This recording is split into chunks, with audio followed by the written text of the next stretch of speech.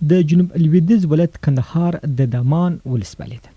دغه ولسوالۍ د جنوب لویدیځ حوزې په کچه د باکیفیته غنمو د تولید له امله ځانګړی شهرت لري. تازه دغه ولسوالۍ کې کروندګرو د غنمو لو پیل کړي.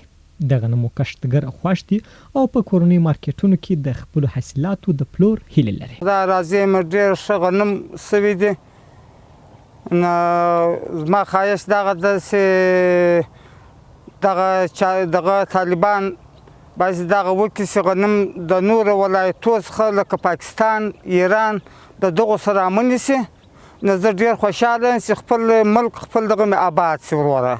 نو حاصلات سږ کال انشاءالله ډېر ښه حاصلات نو موږ دا خواهش لرو چې بس ښه بازارونه ورکړي، ښه دغه ورکړي چې زموږ حاصلات په سمه توګه خرڅ شي. پر همدې مهال د کندهار د کرنې او مالدارۍ اداره وایي د نشي توکو پر کښتونو له بندیز وروسته کروندګرو سږ کال پر 80,000 هکټاره ځمکه د غنمو کښتونه ترسره کړي چې ورڅخه به 300,000 ټنه غنم ترلاسه شي.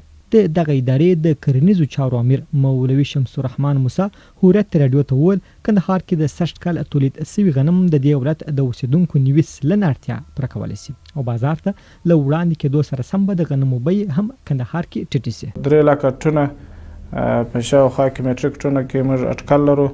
انشاءالله توکل لرو چې د هغه څخه به هم زیات لاسته راوړو او که نرخونو ته ولاړ سو چې نرخونه چې اوس یې څومره مثبته پایله ورکړې ده چې لونه وسي او یا حاصل راټول سي نور به هم انشاءالله دغه نرخونه ټیټ سي.